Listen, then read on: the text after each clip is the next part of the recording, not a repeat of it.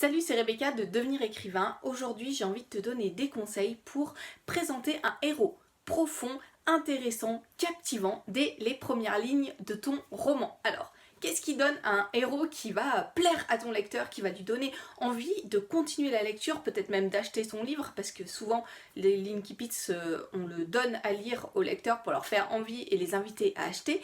Qu'est-ce qui fait ça ?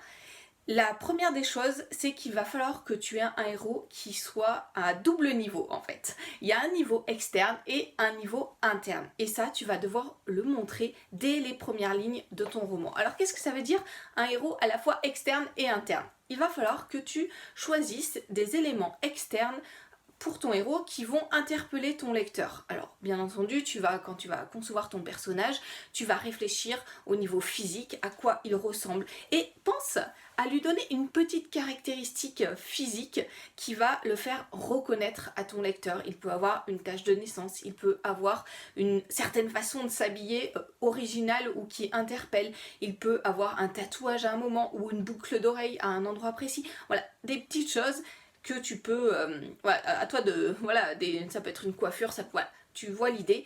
Pense à donner cet élément externe qui va interpeller ton lecteur. Ça n'a pas besoin d'être absolument original à tout prix, simplement ton lecteur va se souvenir, même après avoir lu ton livre pendant longtemps, tiens, ce héros-là, c'était le héros qui avait 4 boucles d'oreilles sur l'oreille droite. Voilà, c'est des petites choses, il n'y a pas besoin de multiplier les éléments, et ça c'est quelque chose de très très important. Quand tu vas écrire ton incipit, c'est pas la peine de multiplier les éléments que tu vas donner à ton lecteur, parce que sinon tu vas le perdre. Il s'agit simplement de donner une ou deux petites choses qui vont l'interpeller et lui donner envie de poursuivre la lecture.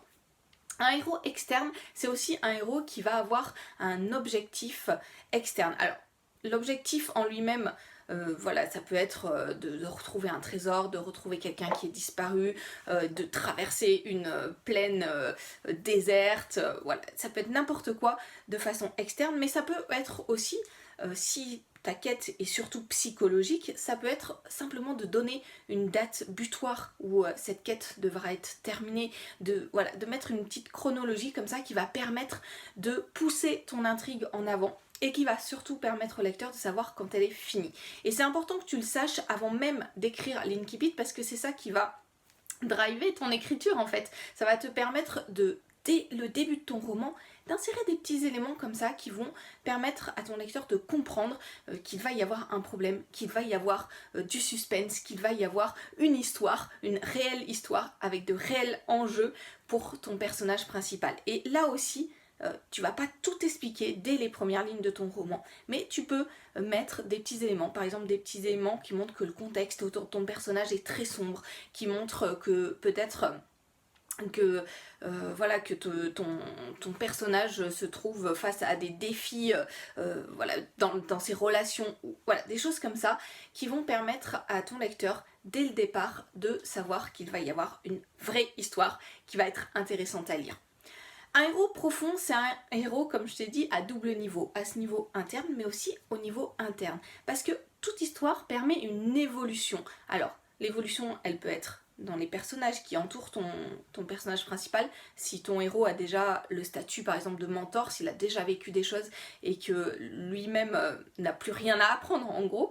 Mais le plus souvent, elle est interne à ton personnage, et il faut qu'elle soit là, cette progression interne, parce que c'est ça qui va intéresser aussi ton personnage, de voir comment, ton lecteur, pardon, c'est de voir comment ton personnage évolue au cours de sa quête, peu importe que elle soit externe ou interne, la quête, mais comment il évolue, comment il absorbe les éléments, les événements, les obstacles qui arrivent devant lui, comment est-ce qu'il va les surmonter. Donc réfléchis à ça aussi, et ça aussi, dès le départ, donne un ou deux petits éléments à ton lecteur qui va pouvoir comprendre que ton personnage, par exemple, a vécu des expériences dans le passé qui ont été traumatisantes, qui lui ont laissé des traces. Là encore, pas la peine de développer, simplement donne des petits éléments que tu vas pouvoir développer dans la suite du roman. C'est des éléments même mystérieux, parfois juste ton personnage peut se rappeler d'une scène du passé sans que tu dises de quoi il s'agit, mais en disant simplement à ton lecteur, mon héros se rappelle de cette scène-là, et et veut tout de suite l'oublier, donc laisse de côté et continue d'avancer voilà, ou de sa discussion, il ne veut pas réfléchir à ça, et ton lecteur sait qu'il va y avoir quelque chose à creuser. Ton héros, c'est un personnage qui est inscrit dans le temps, il est inscrit dans un passé qui a un impact sur son présent, sur le présent de l'histoire. Dans le présent, eh bien, il a des aspirations, il a des défis à relever, et puis il a des rêves futurs. Là aussi, tu peux esquisser une petite ébauche de ses rêves dans cet incipit. À toi de voir, hein, si tu vas pas tout mettre, tu vas pas à la fois mettre du passé, du présent, de l'avenir dans ton incipit. Alors, parfois c'est possible, hein, mais voilà, ne te force pas à le faire. Mais simplement, ces rêves qu'il a aussi pour l'avenir, c'est ça aussi qui va l'aider à avancer dans ton histoire. Donc, tous ces éléments, que ce soit des éléments externes ou que ce soit des éléments internes, il va falloir que tu les connaisses, donc travaille ton personnage avant de te lancer dans l'incipit de ton roman, et ensuite il va falloir que tu choisisses lesquels sont les plus interpellants, lesquels vont permettre de mettre ce mystère qui va donner envie à ton lecteur de te lire, et fais des choix. Ça, c'est vraiment un élément essentiel. Fais des choix, tu ne peux pas tout dire, tu auras le temps de développer ensuite ta pensée, mais fais des choix dès le départ dans ton incipit pour pouvoir avancer dans ton histoire. Voilà quelques éléments pour t'aider à écrire ce début de roman, pour t'aider à présenter ton personnage. N'oublie pas interne, externe. Et puis si tu veux aller plus loin, si tu veux voir comment construire cette scène d'incipit pour qu'elle soit passionnante pour ton lecteur, pour que tu n'oublies rien, pour que tu puisses lui donner envie d'avancer dans ton histoire, et bien télécharge ma formation gratuite en cliquant sur le lien.